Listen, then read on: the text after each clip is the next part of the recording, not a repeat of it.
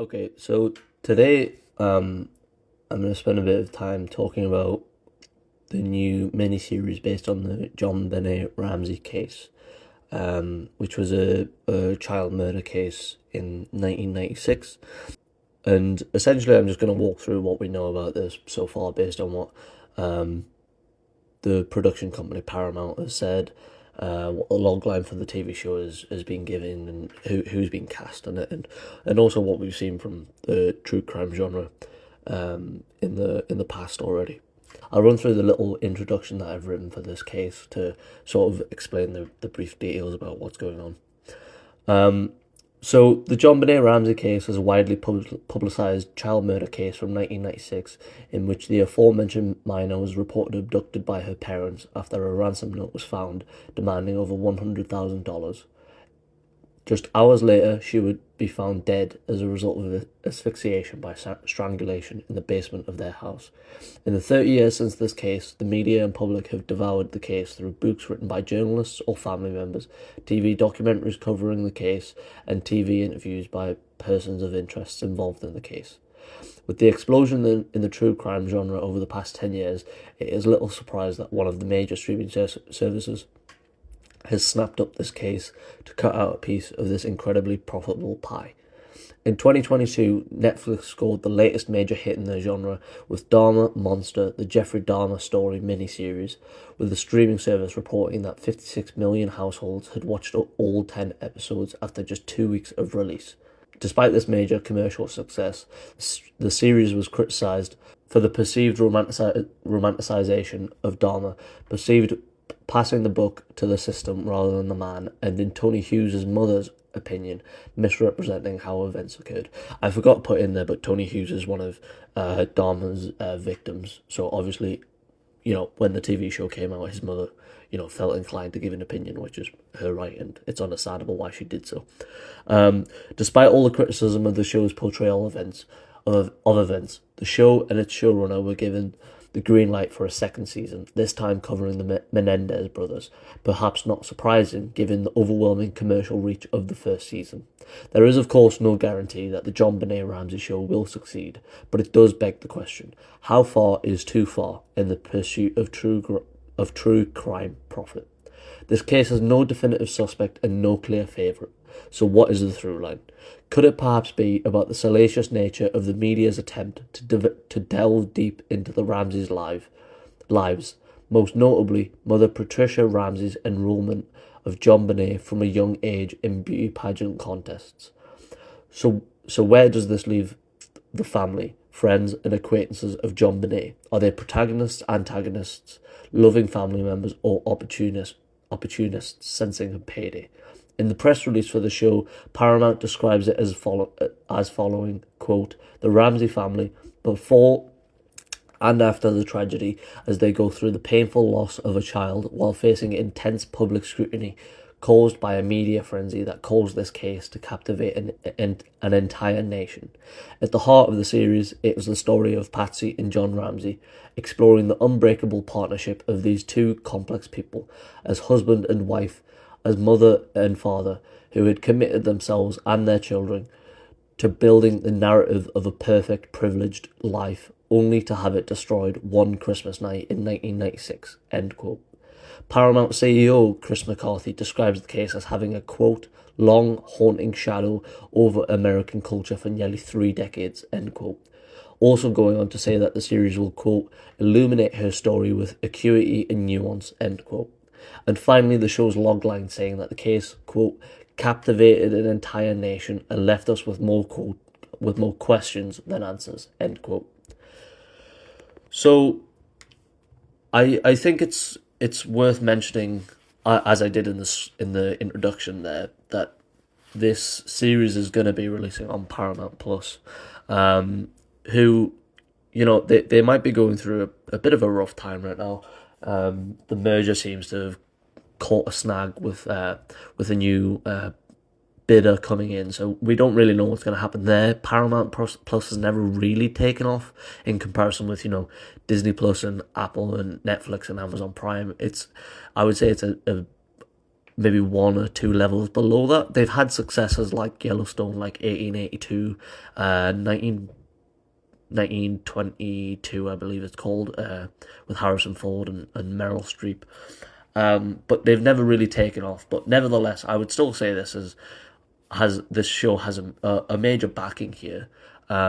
The fact that the Paramount CEO is coming out specifically and talking about the case, even if it's a small sort of quote, is significant. On top of that, they haven't cast small-time actors as the Ramsey parents. They've cast Melissa McCarthy as Patricia, and they've cast Clive Owen as her husband. From what I can tell, the husband plays less of an important role in this case. I think Patricia is much more central in a lot of the media coverage and who was criticised or who was focused on in the coverage of the case. I think that there's a chance that this show is going to delve more into the media side of it than the case itself. If that's where it goes, then I'm not really sure why they've chosen to stick with the JonBenet case rather than just inventing a fictitious story and sort of just saying, oh, this is based on the JonBenet Ramsey case, or this is based on the Judith Barzi case, who's another child murder from the 1990s. I think that they've essentially stuck with the not the Judith Barzi case, the JonBenet Ramsey case for the TV show, because the true crime genre is more popular than the fictitious crime genre, genre, like I say. And on top of that, everyone knows the JonBenet Ramsey case. It's a very famous case. I would argue it's probably one of the most well-known, especially in America. I'm not sure how many more people know it here in Britain, but I think it's very, very well-known in America, particularly because it sort of broke down that, 1960s, 1970s sort of like idyllic white picket fence sort of suburban myth of American life. So I can understand why they've done it from that perspective, but this idea, like they say, like the Paramount CEO says about, the family had it ripped out from under them on a Christmas night, or he goes on to say that they're going to illuminate her story. I don't think that they have any intention of doing that, to be honest with you, purely because what could this TV show have to say that hasn't already been said in TV interviews, in books, in regular press coverage, in documentaries, in all of this stuff? What's going to be different about this TV show 30 years later that we should watch this rather than just going back and watching a documentary or reading a book from a journalist who was intimately involved in the case, or even reading a book from the parents who wrote a book in 2001. I just think with this case, like, it feels like one that needs to just be left alone now. I don't really see like what else can be added from this. I feel like this child should be left alone at this point. Her story has ended. If we're never going to find out who definitively killed her, then what else is to add other than, more money being made from her case? And that's what it is at this point. It's not about a child that's being killed. It is about, as the logline says, it captivated an entire nation. As CEO Chris McCarthy says, it casts a long haunting shadow over American culture. Okay, well, that's fair, but to be honest with you, I don't really give a fuck whether or not it casts a shadow over American culture. I don't really care whether or not it captivated an entire nation. What I care about is that a child was fucking strangled in her basement, and that they haven't found the killer. I don't care about whether or not her mother put her in pageant contests, because ultimately she's not being put in pageant contests now. That was taken away from her. Whether or not she liked those contests or not is irrelevant. She doesn't have the ability to be in those anymore. So I'm not entirely like trusting that this is gonna work out in the favor of being sensitive. I mentioned in the introduction the Jeffrey Dahmer miniseries. That makes me even less hopeful. I know it's not Netflix that is doing this series, but when we think of the fact that the Jeffrey Dahmer miniseries is probably at least in the last few years, it's probably the biggest TV show, true crime TV show that I can think of. So what would be the impetus for Paramount and the writers to focus on the true nature of these facts? Why would they not sort of romanticize or make it more salacious than it actually was? If they know that that's going to earn more money, because that's what earned more money for Netflix, is this romanticization.